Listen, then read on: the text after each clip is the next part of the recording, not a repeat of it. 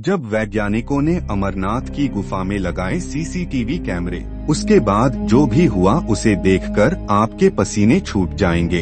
अमरनाथ की यात्रा अपनी रहस्यमयी घटनाओं और जादुई गुफाओं के लिए अत्यंत प्रसिद्ध है। अमरनाथ की हर एक गुफा में छुपा है रहस्य। सदियों से साधु संतों का घर होने वाली इन गुफाओं में महादेव के स्वयं उपस्थित होने के साक्ष्य भी मिले हैं। साथ ही ऐसा माना जाता है कि इन गुफाओं में रहने वाले साधुओं पर स्वयं महादेव की कृपा है। आज की घटना है जयंती की। मित्रों, आगे बढ़ने से पहले महादेव के सभी सच्चे भक्त कमेंट बॉक्स में हर हर महादेव जरूर लिखें। ऐसी और वीडियोस के लिए चैनल को सब्सक्राइब जरूर कर लें। नासा में काम करने वाली जयंती पेशे से एक सीनियर साइंटिस्ट हैं और लगभग 30 लोगों की एक टीम को लीड करती हैं। जयंती एक स्पिरिचुअल महिला है, साथ ही भोलेनाथ की बहुत बड़ी भक्त। जयंती ने हाल फिलहाल में ही अपने माँ बाप को अमरनाथ की यात्रा के दौरान खो दिया था और अब वह अपने जीवन में अकेली थी। भोलेनाथ से उनकी कई शिकायतें थी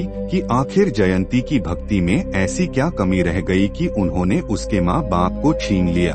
हर साल की तरह इस साल भी नासा की एक टीम अमरनाथ के रहस्यों का पता लगाने के लिए जाने वाली थी। जयंती को उस टीम का हेड बनाकर भेजा गया था। जयंती का कुछ खास मन तो नहीं था, पर उसे अपनी जिम्मेदारियों को पूरा करने के उद्देश्य से वहां जाना पड़ा। जयंती अमरनाथ के लिए निकल तो गई थी, पर उसके माँ बाप की यादें उन यात्राओं से जुड़ी हुई थी जो उसे अंदर ही अंदर बहुत परेशान कर रही थी। देखते देखते जयंती और उसकी टीम आखिर अमरनाथ पहुँच गई।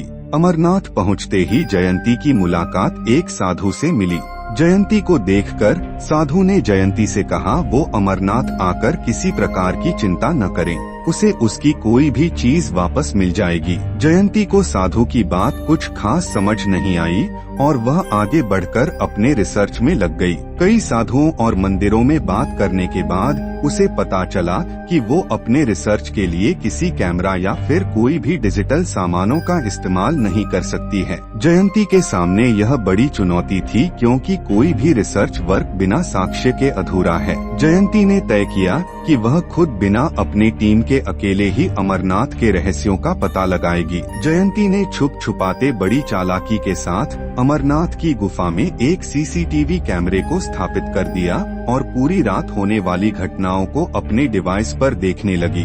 जयंती काफी घबरा गई जब उसने उस साधु को वहां देखा जो उसे थोड़ी देर पहले यह कह रहा था कि उसे उसकी खोई हुई चीज वापस मिल जाएगी। जयंती ने देखा कि वह साधु किसी से बातें कर रहे हैं, पर आसपास कोई नहीं था। कुछ देर बाद उसने सुना कि कोई उसके नाम से पुकार रहा है। जयंती चौंक गई जब उसने देखा कि कैमरे में उसकी माँ और उसके बाबा दोनों थे और वह आवाज उसकी माँ की थी। जयंती यह देखकर रोने लगी। उसे विश्वास ही नहीं हो रहा था कि उसके माँ बाप उसे दिखाई दे रहे हैं। जयंती के माँ बाप को गुजरे 2 साल हो गए थे और इन 2 सालों के बाद वह उन्हें देख पाई। उसकी माँ ने उसे चिंता न करने और खुश रहने की सलाह दी। साथ ही उसके बाबा ने जीवन में खूब तरक्की और जयंती को जीवन में आगे बढ़ने को कहा। जयंती ने जब से अपने माँ बाप को खोया था, वह हंसना खुश रहना भूल गई थी। उसके बाबा ने उसे समझाया था